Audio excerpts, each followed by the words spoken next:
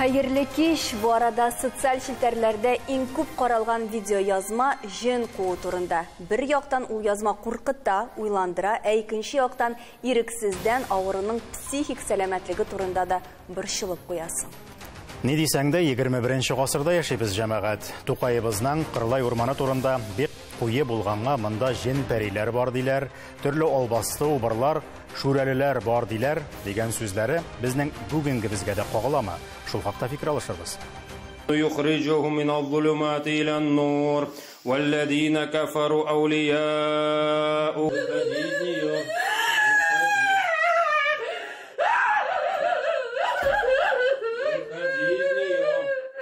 قطت لهم ثياب من النار قطت لهم ثياب من النار قطت لهم ثياب من النار قطت لهم ثياب من النار. Anlayız şulayma hem kış. Как бы сам все это снимал, это на глазах у меня все происходит. Если мы возьмем, то очень много людей, которые поражены вот этими болезнями как бы душевными.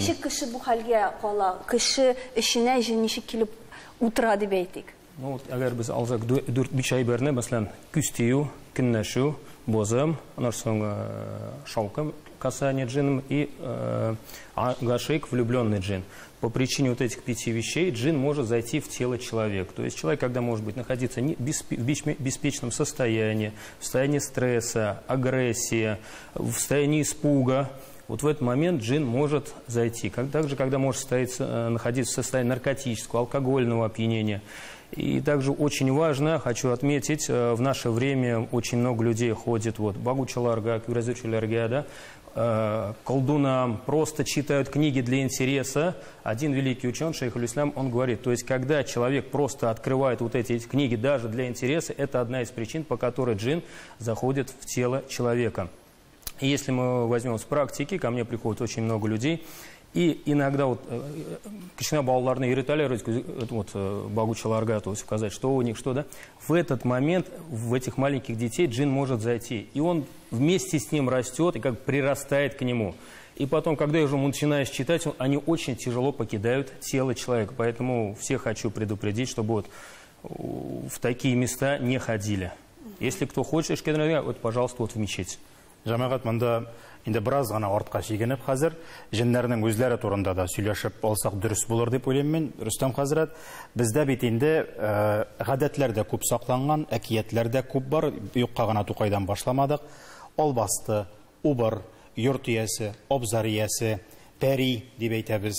Җен, шайтан исемнәр күп бит инде. Алар шушы җеннәр төркеменә керәме инде дин буенча карасак. Буенча караганда Аллаһ Субхану тәала безгә кадәре фәрештәләрдән тыш җиннәрне барлыкка кылган.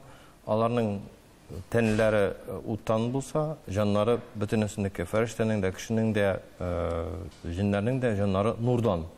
Тәннәребез генә төрлесе. Фәрештәләрнеке нурдан булса тәннәре, җиннәрнеке уттан булса, кешеләрнеке инде нидән балчыктан икәнлеге безгә мәгълүм. Аллаһ Тәала үзе аны безгә хәбәр итә.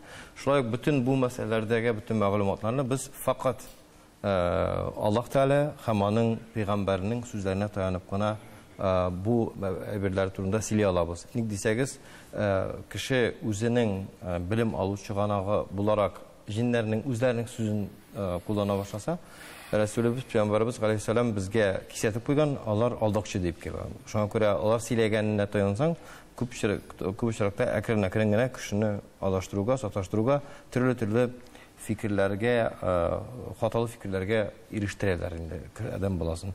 Һәм шуңа күрә Пәйгамбәрбез әйткәне буенча карасак, җиннәргә килгәндә әйттем бит инде, тәннәре уттан, җаннары нурдан. Бөтенебезнең җаннарыбыз нурдан, ләкин тәннәребез генә һәрберебезнеке, һәр шушы 3 төрле мәхлукның 3 төрле әйбердән. Һәм инде тагын нәрсә әйтергә кирәк. Шайтаннарга килгәндә, шайтаннар булырга мөмкин җиннәрдән дә, кешеләрдән дә. Бу кемсә инде дин карамагына килгәндә, ул Аллаһ Тәала һәм аның диненә каршы дошманлык белән чыккан зат. Ул кеше булырга мөмкин, ул җин булырга мөмкин. Анда проблема юк. Шайтан дигән сүзнең мәгънәсе теге кыздырылган дигән сүзнең ата, ягъни табада кыздырыла торган зат дигән. Ягъни җәһәннәмнең төбендә кыздырылучы зат дигәнне аңлата. Без туры эфирдә эшлибез һәм безгә психолог Гүзәл ханым да килеп кушыла. Хәерле кич, Гүзәл ханым. Менә психологиядә, психиатрияда, гомумән фәндә җин куу дигән төшенчә бармы, Гомәр абый? Сезгә бу сорау. Фәндә җин дигән нәрсә юк. Без фән яктан карасак, урта гасырларга кайтырга тиеш. Шул чакта аны сөйләгәннәр. Шуның өчен 18-нче гасырда гына, 19-нче гасырда гына невроз, депрессия дигән билемнәр килә башлады. Аңарга хәтле кеше аны аңламагач, белмәгәч, сәбәбен тапмагач, шуңарга җингә башын бырлаганнар. Монда без караганда авыру эзлибез. Ул авырлар язылып куелган. Монда төрле кешеләр, психиатрия бар, монда психотерапия яктан да проблема бар. Монда психологик яктан да кешенең белеме әз булса, ул үзенең проблемаларын тышка чыгармак кемгә булса да бәйләргә тели. Безнең Казанда бар имамлар, пациентлар килгәннәр әйтәләр ди. Мине алып килделәр, ул мине тыңладып карады да әйтә ди. Бызыгың юк синең, син психиатрга бар әле дип. Шуң чакта анда да бар. Монда бит безнең дин видеода күрдек, менә елыйлар. Менә бу нәрсәдән килә. Булай гына еламый бит инде алар.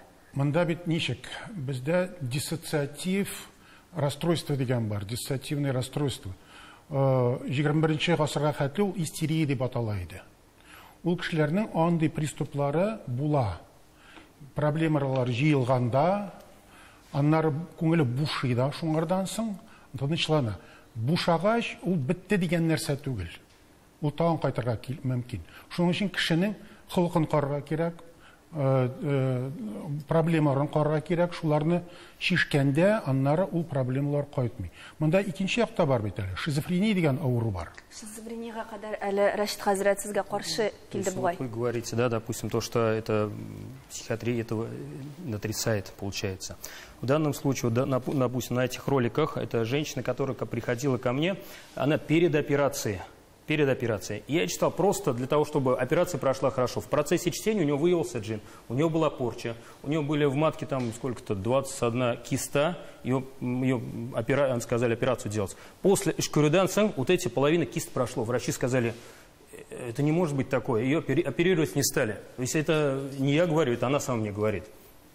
После этого ее не стали оперировать. То есть, когда джин заходит в тело человека, он вызывает определенные болезни. Это психические расстройства, в этом случае, да, психолог действительно нужен. Нужны витамины, врачебная помощь тоже нужна. Иногда он вызывает, доводит до шизофрении. Но здесь мы должны различать. Если шизофрения, это наследственная, это уже к врачам. Если это по причине джина, это уже... Ильфат абыйга сүз бирергә кирәктер, чөнки сез бу елны уздыгыз, авыруны да, җен кууларны да, ничегрәк булды ул, һәм сез ышанасызмы мондай бергә?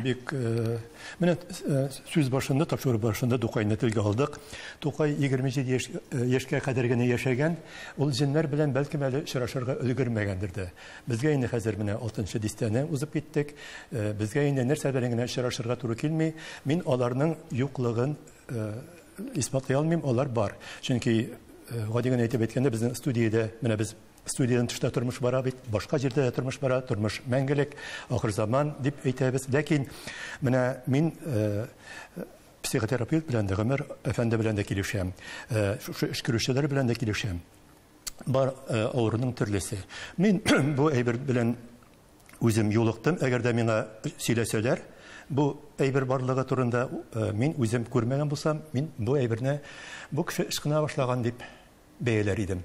Үземнең менә Фәрит хәзрәт белән аралашкан, еш аралашырга туры килде, һәм үземнең аның дәвалау кешеләрнең башкаларны дәвалаганын күргәнем бар. Менә Гомәр әфәнде әйтә, ул психотерапевт дип, гипноз дип әйтергә мөмкин инде, ләкин кеше булай синең белән нормаль генә сөйләшеп утыра, дуга аерым төр дугаларны ишетә башлауга, ул инде тынычлана, тәгәрәп йөри башлый, аны әллә ничә кеше дә тотып тора алмый, ул үзен-үзе белештерми.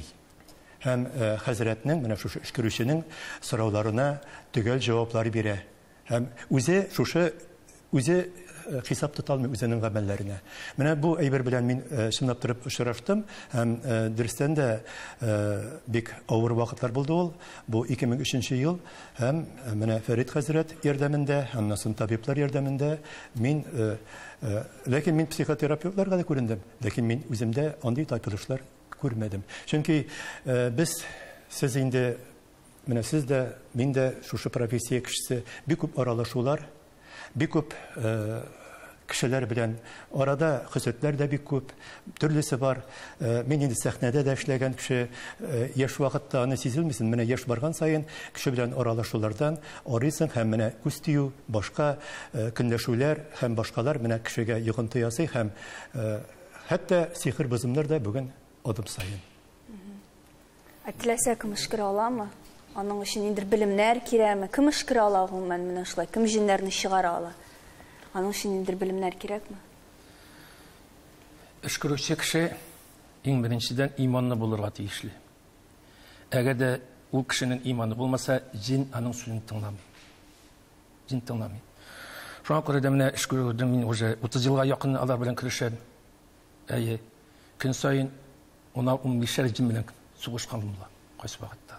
Алар сезгә үзегезгә зыян китермиме соң? Әйтәм бит, әгәр дә иманың зәгыйф булса, яисә син аны җиңәсең, яисә ул сине җиңә. Ә ул сине җиңсә, син Алла сакласын. Алла сакласын. Шуңа күрә дә җиннәр бар, яши. Кемдә кем җингә ышанмаса, ул Аллаһ Раббыбыз biz бәндәләренә рәхмәт юлларын күрсәтеп җибәргән Куръанга ышанмаган була. Чөнки Куръанда җиннәр турында бик күп әйтә. Чөнки Алла Тәгалә Куръанда бисмиллаһир-рахманир-рахим ва ма халактул җинна вал инса илля лиябудун. Нәрсә диде? И бәндәләрем ди. Мин җиннәрне һәм бәндәләрне бары тик үземә гыйбадәт кылар өчен яраттым диде. Менә шуңа күрә дә бәндәләрнең бар Аллаһның рәхмәтен өмид яшәүче, җиннәрнең дә бар Аллаһның рәхмәтен өмид яшәүче, бәндәләрнең дә бар кешенең үтереп йөрүче, и җиннәрнең дә кеше үтереп йөрүче бар. Җиннәр әлбәттә шул колдундарга ниләргә шунылар, чөнки менә колдун җанына баралар да, уларны бер нәрсә эшкәртеп бирә дә, и менә шуны киемгә мейесе ашау, менә шуның аркасында бозык кертәләрме? Яры җин сиңа килеп утырган икән, аны чыгармасаң нәрсә була? Үлемгә китерәме, ул нидер авыруга китерәме? Не. Әгәр дә җин кешенең башына керә икән, ниме? Аны врачтар күрми. Күрә башлыйлар, шул вакытта гына опухлар китә башлагасын. Йөрәккә керә икән, күрмиләр. Ну, кешенең авырта йөрәге лә күрмиләр. Ни фарк менә шуның нәрсәне күрә башлый. Ягъни җин бер органда утырдымы, рак кыскача әйткәндә ракка җибәрә. Менә шуннан да күренә башлыйлар. Менә бит җиннәрне нигән вакытында алар укыган вакытында Аллаһның шифа аятларын җиннәргә каршы нигәсен алар җитте укыма. Булды, җитте, мин китәм, хәзер китәм дип сөйләшә башлыйлар. Сөйләшә, менә шул вакытта сорыйсың, ни өчен кирдең? Әйе. Кайсы бер әйтәләр, квартирам юк, квартира өчен кирдем диләр. Кайсы бер әйтә, мине кирттеләр диләр. Кайсы бер күз тиюләре бар. Бу кеше бик матур, бүтән кеше сокланып карый. Шуңа күрә дә аның матурлыгын ашар өчен кирдем диләр. Төрлечә бар. Сәбәпләре. Димәк, без бүген генә көлешеп алган идек. Зәңгәршәлдә бар бит ул ишанны анда инде көлке итеп күрсәтәләр, ләкин аның бер сүзе бар. Менә шунда күкрәккә кирип уялый да, анда синең җаныңны эчтән кимереп ята. Менә кимереп ята дигәннәр бу шулакта дөрескә туры килә булып чыга. Дөрес, әйе, дөрес. Зәңгәршәлне бит театральләштергәндә генә бераз ул тиге мәсхәрәле чыга. Үзен укыганда, текстны укыганда аны мәсхәрә күренми. Менә текстны укыганда күп ниләрне, күп безнең татар әсәрләрен укыганда, татар язучыларның әсәрләрен укыганда, текстта укыганда бер күрәсең, театрализациядә икенчене күрәсең. Анда артылырга мөмкин. Үзгәртәләр. Анда психотерапевтлар фикере белән мин әлегә бик зур аерма күрмим, дөресен генә әйткәндә, бик тырышып анализ ясарга дип уйланып торсам да, бик матур фильм бар, Мусульманин дигән, Евгений Миронов уйнаянда. Шунда аңа каршы герой гел укый дини китап, ул инде православие диненә кагылышлы, һәм ул әйтә менә шул җиннәр турында. Шул исәптән укып бара шул текстны, аны куып чыгарга мөмкин. Куып чыгарганнан соң ул 40 көн дәвамындамы, ничә көн дәвамындамы, коры елгалар, йырганаклар буенча йөри дә, туктале, минем өем яңадан әзер түгел микән дип, кире шул куып чыгарган кешесенә кайта һәм үзе белән тагын да көчлерәкләрен ияртеп кайта дигән текст әле дә минем башымда яңгырый. Бу нинди дәрәҗәдә дөреслеккә туры килә? Аңлатып бирәсем килә. Монда икенче бер кешегә ярдәм иткәннән соң бу мәсьәләдә тыштан ярдәм итеп, ул үзе кеше, адресат үзе өстендә эшләвен дәвам итмәсә, шул ук гынахларын кылуын дәвам итсә, шул ук бозыклыклар юлында йөрүен дәвам итсә, шәйтанга кире кайтып кергәндә, ул комфортабельный буш йорт буларак сакланып тора дигәнне аңлата. Кире мәгънәсендә түгел, мин аңлыйм, ул теге Евангелиене аңган асылда Евангелиене аңган әйтә. Ләкин без моны аңларга тиешбез, кеше әгәр дә аңлый икән, хәле мөшкил икәнлеген, шул ук вакытта ул параллель рәвештә үз өстендә эшләргә тиеш. Һәм үз өстендә эшләсә, кире кайткан вакытта тигин дымында кирегә ярамаганлыгын күрә. Кайтса ияртеп кайта аламы? Юк, нәрсә ияртеп кайтса да, кайта икән, йорт бикле икән, кирә алмый. Юк, бер кешедә ничә җен утырырга мөмкин? Шул мәсьәлә турында монда төрле фикергә килешә. Берәү генә түгел. Кайберәүләр җинне куар өчен хәзрәтләргә йөрийме? Кайберәүләр үзенең ничектер күңел халәтен яхшыртыр өчен, үзен тынычландырыр өчен психологларга йөри. Менә сез психолог буларак җингә карашыгыз, җинләнүгә карашыгыз. Беләсезме, мин Гомәр әфәнде белән дә бик килешәм, минем классик психиатрияга ихтирамым бик зур, ләкин менә бүгенге тапшыруга әзерләнгәндә интернетта шундый материалларга тап булдым. Шуннан да кайбер психиатрлар, экзорцистлар белән бергә эшлиләр. Алар менә психик авыруларны нәкъ менә җиннәр кергән кешеләр белән айыру өстендә эшләгән, шундый Америка психиатрының мәкаләсен укыдым. Шуңа күрә мин инде чынлап та бу әйберне юк дип әйтә алмыйм. Әгәр дә миңа ярдәм сорап киләләр икән, мин беренче чиратта кеше психоз халәтендә була икән, аларны психиатрга җибәрәм. Чөнки психолог кына берничек тә монда ярдәм итә алмый. Монда инде дарулар белән дәваланырга кирәк, әлбәттә. Аннан соң әгәр дә кешегә дин, дұғалар... Ул мәсәлән сезгә мөрәҗәгать итәләр икән, нинди симптомнар сез психиатрга... Беләсезме, без инде бу инде мин клиникада эшләмим, шуңа күрә миңа киләләр бик авыр хәләттәге кешеләр түгел, теге диагнозлары булган кешеләр түгел. Ләкин йокы кача, ашый алмый кеше, депрессия хәләтендә дибез инде біз аны, аның бер нәрсәдә гаме юк, аның бер нишлисе килми. Һәм бу очракта инде без менә психиатрлардан ярдәм сорыйбыз һәм алар белән бергәлектә эшлибез. Ләкин психологларга да җибәргә кирәктер. Ләкин кеше дингә ышана икән, Аллаһ Тәгаләгә ышана икән, мин әлбәттә аларга да мөрәҗәгать итәргә тәкъдим итәм. Аннан да шифасы булырга мөмкин, дөрестән дә. Аның да шифасы булырга мөмкин, чөнки кеше Аллаһ Тәгаләдән үзенә ышаныч тауып, үзенә ниндидер күңел тынычлыгы алырга мөмкин бу очракта. Шуңа күрә мин моны инкар итә алмыйм, юк дип, бу турыда бик психиатрларында мәкаләләре бар, бик күп психологлар да бу турыда сөйлиләр. Шуңа күрә монда инде без менә дингә генә барыгыз дип тә әйтә алмыйбыз, чөнки Гомәр әфәнде әйткәнчә, безнең шизофрениклар да бар, бик күп төрле психик диагнозлары булган кешеләр бар.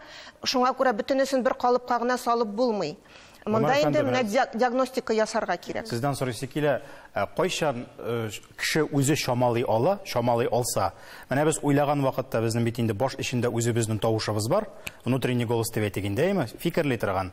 Ул тавышның бүтән зат яки менә шул инде бүтән шәхес, другая личность дип әйтгәндә, тавышына алышынганын шамалап буламы, юкмы?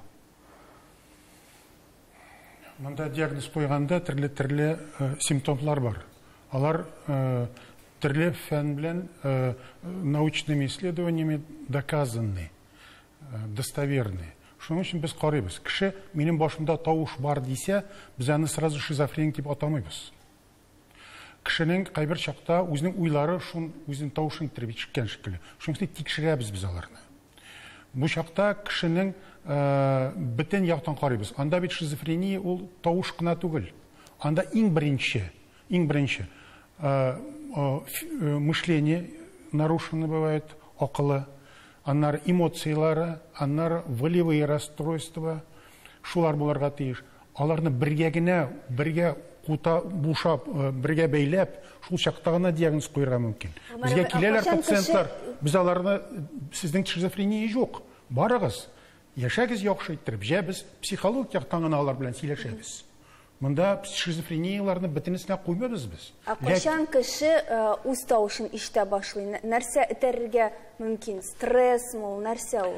Мен әле дә үзем белән сөйләшеп торам иштән генә. Ул нормаль әйбер бит инде ул. Акыллы кеше белән сөйләшергә бик яратам мин.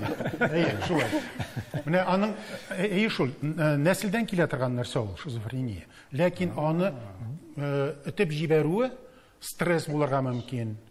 Нинди бер авыру булырга мөмкин. Ләкин андый пациентлар тик торганнан менә карыйм монда беркемнең дә шизофрениянең куркынычы юк монда. Аллаһа шөкер. Тик торганнан гына килеп чыкмый ул. Тик торганнан килеп чыкмый. Фәрит хәзрәт, Яшьтан була, күренә ул. Ул менә аны карауга без инде күп кешеләр белән эшләнгәнгә күрә, ул